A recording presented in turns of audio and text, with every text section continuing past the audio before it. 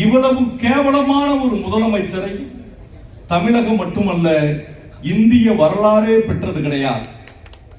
இந்த தேர்தல் களத்தில் நாம் இவ்வளவு பேர் இந்த இடத்தில் குழுமி இருக்கிறோம். வருகிற தேர்தலில் எப்படி பணி செய்ய வேண்டும் என்பதற்கு நாம் தேர்தல் வேலை செய்துதான் மீண்டும் திராவிட முன்னேற்ற கழகம் வெற்றியை பெற வேண்டுமா என்று சொன்னால் உறுதியாக கிடையாது. இடிப்பாரா இல்லா ஏமரா மன்னன் கெடுப்பார் இல்லாவிட்டாலும் கெடும் என்பது கிடங்க 5% வாக்குகளை கூட பெற முடியாமல் நடிகர் விஜய் அவனும் தோத்து அவன் கட்சியும் தோத்து போகும். மக்கள் மத்தியில் ஓட்டு வாங்க முடியாது. ஒரு உலகத்தில் பிரசித்தி பெற்ற ஒரு தலைவரை பெருந்தலைவர் காமராஜர் அவர்கள் வெற்றி வாய்ப்பை இழந்திருக்கிறார்கள். பெருந்தலைவர் காமராஜர் அவர்கள் வெற்றி வாய்ப்பை இழந்த போது ஐயா RS பாரதி அவர்கள் இந்திய எதிர்ப்பு போராட்டத்தில் தலைமை பொறுப்பை ஏற்று போராடிய காலகட்டத்தில் தான் பே. சீனிவாசனும் களத்தில் நின்றார். பே. சீனிவாசனுடைய வெற்றி பெருமையாக பேசப்பட்டது.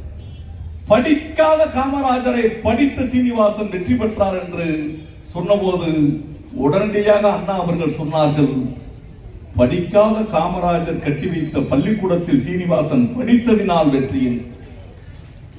நம்மளுக்கு எதிர்கட்சியாக இருந்தாலும் கூட திராவிட முன்னேற்ற கழகத்திற்கு பல்வேறு சோதனைகளை தந்திருந்தாலும் கூட மாண்புமிகு முன்னாள் தமிழ்நாடு முதலமைச்சர் ஜெயலலிதா அம்மையா அவர்கள் தேர்தலிலே தோற்று போன போது கூட, பர்கூரிலே தோற்று போன போது கூட சட்டமன்றத்திலே சுகமனம் இவ்வளவு பெரிய வெற்றியை பெற்றுவிட்டார் என்று பேசுகிற போது தலைவரிடம் கேட்டார்கள். செய்தியாளர்கள் சந்திப்பில் தலைவர் சொன்னார், யானையும் காதுக்குள் சென்ற ஒரு எறும்பு என்று நாசுக்காக தன்னுடைய கருத்தை முடித்துக் கொண்டார்.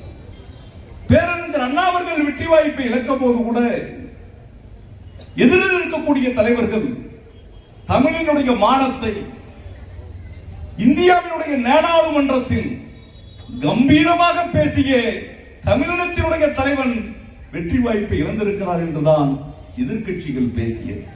ஆனால் இந்த உலக நாட்டில் நான் தேடிக்கொண்டிருக்கிறேன், சட்டமன்றத்திலே உன் தகப்பனாரை என்று சொல்கிறானே, நான் கேட்கிறேன், மானங்கெட்ட தமிழ்நாட்டினுடைய முதலமைச்சர் உன்னை சட்டமன்றத்துக்குள்ள வச்சு பாத்துக்கிறோம்டா.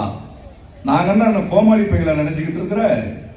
சட்டமன்றத்தை பூட்டுவானா? பூட்டினா உனக்கு எலும்பு இருக்காது, உடைச்சிட்டு தான் உன்னை அடிப்பு விடுவானா. பூட்டி பாரு சட்டமன்றத்தை. யார் ஓடுனது? அரெஸ்ட் பண்ணிடுவான்னு சொல்லி நைட்டோட நைட்டா நீ தான் கேரா வேண்டல யாரை வச்சுக்கிட்டு நீ ஓடுன கரூர்ல இருந்து. நாங்க ஒன்னும் பயந்து ஓடல. சட்டமன்றத்தில் நாங்க பயந்து ஓடணுமா? பேயடிச்சவங்க மாதிரி சட்டமன்றத்தில் உட்கார்ந்துகிட்டு இருந்தார் தமிழ்நாட்டினுடைய முதலமைச்சர். குத்து புரோட்டா போட, என்னடா குத்து புரோட்டா போட, உன்னை மாதிரி ஆயிரக்கணக்கான புரோட்டாக்களை நாங்க பார்த்திருக்கிறோம். நீ எவ்வளவு கேவலமா பேசுன? என்ன விவசாய பெருங்குடி மக்களே, சிஎம் சார் என்ன தேர்தல் வாக்குறுதியை நீங்கள் கொடுத்தீர்கள்? எல்லா விவசாயியும் விவசாயி தானே? 100 ஏக்கர் விவசாயம் பண்ற விவசாயி தான். 1 ஏக்கர் விவசாயம் பண்றவங்க அது என்ன 5 ஏக்கருக்கு தள்ளுபடி பண்ற, 5 நகைக்கு தள்ளுபடி பண்ற. மற்றவெல்லாம் சோத்துல கை வச்சாதான், சேத்துல கை வச்சாதான் நம்ம சோத்துல கை வைக்க முடியும். நாகப்பட்டினத்துல வெக்கம் இல்லாம பேசுறீங்க. 24,000 கோடியை நாங்க தள்ளுபடி பண்ணோம். 5 நகை தள்ளுபடி, 5 ஏக்கர் நிலத்துக்கு தள்ளுபடி, கூட்டுறவு கடன் தள்ளுபடி, சுய உதவி குழு கடன் தள்ளுபடி. எவ்வளவு கடன் பண்ணோம்? 24,000 கோடி, 2,600 கோடி, 10% கடனை கூட வெக்கம் இல்லாமல் என்ன சிஎம் சார் பேசுறீங்க? எங்க ஊர்ல வேடநத்தத்துல என் அன்பு மகன் ஒருவர் ஏதோ ஒரு சுயநினைவு இல்லாத ஒருத்தரால் கற்பழிக்கப்பட்டு அவள் இறந்து போய்விட்டால் இந்த இடத்துல என்ன பேசுறேன்? அதுதான் தமிழ்நாடு முழுவதும் எதிரொலித்தது. எங்களுடைய அமைச்சர் அதனால்தான் வெற்றி வாய்ப்பு இழந்தாங்க. நான் கேட்கிறேன், இன்னைக்கு தமிழ்நாட்டில் அந்த அன்பு மகளை போன்று 3 வயது குழந்தையில் இருந்து 95 வயது பாட்டி வரை உன்னுடைய ஆட்சியில் சுதந்திரமாக இங்கு யாரும் நடக்க முடியல.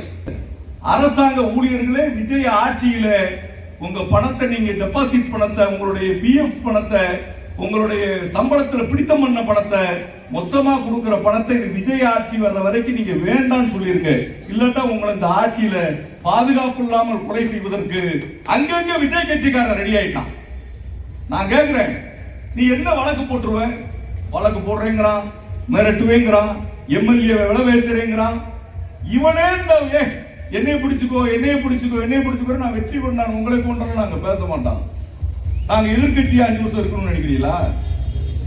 மானங்கட்ட பையன், இவனுக்கு தகுதி இல்லாதவர்கள் இவங்களுடைய கட்சியில் இருக்கிறாங்க. அடுத்த நாள் இவன் என்ன செய்ய போறான்ற சிந்தனை யாருக்கு கிடையாது? முதலமைச்சருக்கு கிடையாது, அவங்களுடைய அமைச்சருக்கு கிடையாது. 2000 ரூபாய் ஐயர்கிட்ட பிடிக்கிறான். 2000 ரூபாய் அவன் காசு வாங்கிட்டான், ஐயர்கிட்ட பிடிக்கிறான். அங்க 100 கோடி ரூபாய் சொத்தை பழனிகளை எழுதி கொடுக்கிறான். இப்படிப்பட்ட மானங்கட்ட அமைச்சர்களை வைத்திருக்கிறான். இன்னொரு அமைச்சர் என்ன செய்யறான்? போதையில்லாத தமிழகம். ஆனா என்ன செய்யறான்? மந்திரியே எங்க அமைச்சர் தான் முத என்ன பண்றாங்க, போதையை போட்டு அவன் சீரட் பெட்டியில போட்டு ஊரெல்லாம் சொன்னான், அவன் மேல நடவடிக்கை எடுக்கல. இவன் மந்திரிகள் அத்தனை பேரும் குற்றவாளிகள்.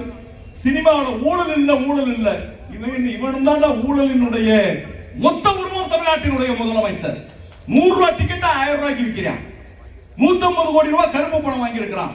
இவன் கூட 3 ரூபாய்க்கு பேப்பர்ல இன்னைக்கு சிவகாசியில பிரிண்ட் அடிக்கிற 10 பீசாவுக்கு பிரிண்ட் அடிக்கிறத 10 கோடி ரூபாய்க்கு பணம் சேர்த்து 5000 கோடி ரூபாய் கையிருப்பு வச்சிருக்கிறான். ஆதவர்ஜனா அவனுடைய மாமியாவுக்கு 5500 கோடி இருக்கு. இதெல்லாம் உங்க அப்பா கலைஞர் எப்படா பணம் வந்துச்சுன்னு கேட்கிறான். ஏவா வேலு வீட்டுல எப்படா பணம் வந்துச்சுன்னு கேட்கிறான். எங்க முதுவரும் தலைவர் RS பாரதி எப்படா வெள்ள வேஷ்டி கட்டலாம்னு நினைக்கிறான். அட போடா விளக்கண்ண, என்னடா செய்ய முடியும்? எங்களுடைய தலைவர்களை அவமரியாதைப்படுத்தால் உன்னை அடித்து விரட்டுவதற்கு நாங்கள் தயாராக இருக்கிறோம். நாங்கள் சட்டமன்றத்தில் பார்த்துக்கிறோம். இன்னைக்கு பேசணும்ன்றது நம்மன்றது கிடையாது. எந்த இடத்துல எது பேசினாலும் அடிப்போம். ஆனா திமுகவுக்குன்ற ஒரு உரம் இருக்கு.